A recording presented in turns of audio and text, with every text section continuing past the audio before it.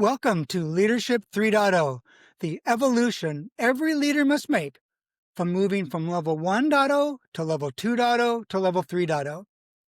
My name is Joel Davis, and in this episode, we're going to highlight how developing yourself personally will drive how you develop professionally as a leader at work. That is why it's called Leadership 3.0, the evolution every leader must make. As you may have seen in our introductory overview podcast, the two development paths of personal U 3.0 and professional purposeful leadership 3.0 are so tightly intertwined, they're practically indistinguishable. I recommend going back and looking at the 12 principles that we talk about in that other podcast, because they're based on what seems to be a natural law, which is how you do one thing is how you do everything. For this podcast, what I'm going to go through is what each leadership level looks like. So level 1, level 2, level 3. We're going to provide you with a general theme that's going on, some truths that are going on, and then how you need to develop personally, professionally, and purposefully at each one of those levels, 1.0, 2.0, and 3.0. Okay, so with all that background, let's get into it. So section 1 is leadership 1.0. It's the first leadership level where an individual performer has just become a manager. The main theme here is you're going from doing to directing. Leadership 1.0 is where it all starts. This is where you get your first management job, and so you're managing people to do the job they used to do. This really isn't leadership yet. It's supervision, it's administrative, it's task-driven. Here are 5 truths that you'll find at this first leadership 1.0 level. That authority comes from title, not trust. People follow you because they have to. Obviously, you're first-time leader. You used to be their peer, and now you're in an authority position. So it's going to take some time to trust you. 2, leadership equals technical expertise. You lead by showing people how to do the job like you did it. 3, tasks dominate all conversations. Checklists, status updates, deadlines. That's the entire operating system. 4, personal productivity is still the safety net. When things break, you jump in, you fix it, you do it faster. You'll always act or still act like the top individual contributor that you were. And 5, delegation feels a little bit threatening because your identity was tied to being the expert. So how does U 3.0, how did the leader develop in this stage? Well, the first thing what you want to do is you need to make an internal shift. Okay, so what that means is the first upgrade on a personal level is you're letting go of control. So the first upgrade is emotional, not tactical. You unhook your identity from being the one who does it all or the one who is the best at it to being someone who teaches and trains. Professionally, you're going to learn systems, not just skills. Instead of asking, how do I do it faster? You should start asking, how do I teach this better?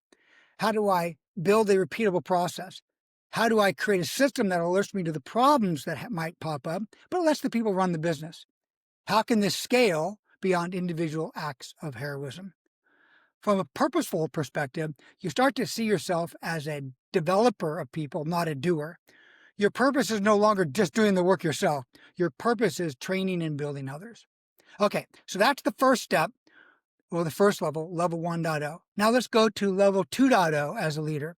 You are, maybe you've been in the management role a little bit longer and you're starting to move up. Maybe you've got a couple managers who work for you. So leadership 2.0 is a manager who learns the business. You're moving now from directing to driving results. Now, this is where many leaders plateau because they still try to keep managing like they were in leadership level 1.0. But the transition to 2.0 is where you learn to run the business. Here are 5 truths at the leadership 2.0 level. 1, they shift from functional expertise to business expertise. They begin to understand how revenue, margins, process bottlenecks, revenue and customer capacity, systems, processes, programs, all those things work together.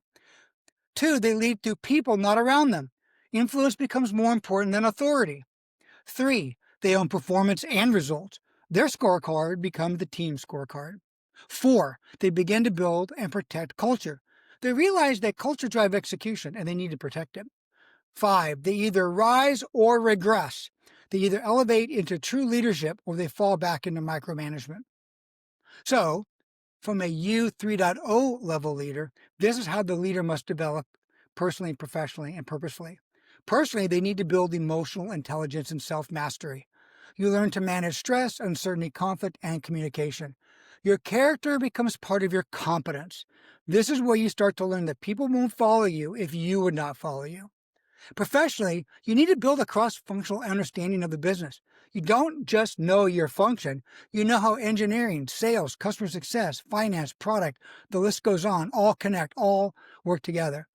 You become more of a business athlete, not just a department or function-specific manager.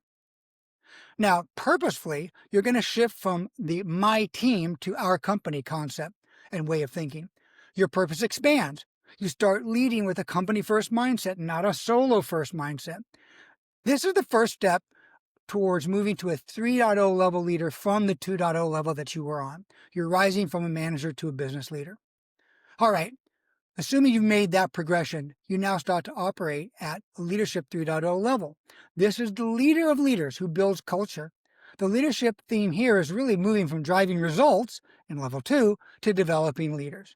This is the highest level of leadership, the level where you truly stop managing and truly transform the company through your own personal transformation and your transformation of the teams that you're responsible for. Your leadership, how you run the groups, becomes visible across the entire company because the high performance and high morale of the team is like a spotlight. It's like a beacon in the company. They see what a well-run department looks like. Here are the 5 principles of Leadership 3.0. 1. Culture becomes the operating system. Strategy, structure, systems, processes, programs, all are aligned with people and values. 2. They develop leaders, not just manage their employees. Their success is measured by the leaders they produce. 3. They lead with vision, long-term thinking, and alignment. They protect the future and don't just chase the present. 4. They remove complexity and create organizational clarity. Everyone knows the mission, the rules, the expectations, and the standards. 5. They lead with character, humility, and transparency. This is where influence becomes legacy. Now, at the 3.0 leadership level, this is how you transform personally, professionally, and purposely. Personally, you begin to master identity, integrity, and purpose. You no longer lead from ego, you lead from mission. You become the kind of leader people want to follow. Professionally, you're focused on building systems and scale through others. You architect the operating system, how the strategy, structure, systems, process, programs, incentives, and culture all run. You lead from a high-level altitude, not from the ground level, although you can drop down to the front lines if you need to. Purposefully, you develop leaders who will outgrow you. This is the ultimate purpose of a Leadership 3.0 leader, to build people who transform the company. This is you 3.0. This is Leadership 3.0. This is the highest version of leadership you are meant to become. And again, this is where many men fail, because you must separate your self-esteem, your self-worth, and identity from your title, role, position, and pay within the company. This requires serious, deep work that will take months or quarters or even years. And even when you think you mastered it, the concept will still be a challenge. This is one of the key areas we cover in depth in You 3.0, personally, professionally, and purposefully. You can download the guide, Leadership 3.0, the evolution that every leader must make, level 1.0 to 2.0 to 3.0, on our YouTube channel at u3.0.Joel Davis. On the business side, take time to listen to the Founders Leadership Operating System podcast series. This will really help you rise to being a 3.0 leader as a founder, or if you're an early executive, to be in line with the founder's vision and values of the company. If you're responsible for any of the go-to-market functions, also check out the podcast Leadership 3.0, the Sales Precision Operating System. This is a fantastic review of what you need to do to build out a high-performance, high-morale go-to-market team. One team, one goal. Let's get to work.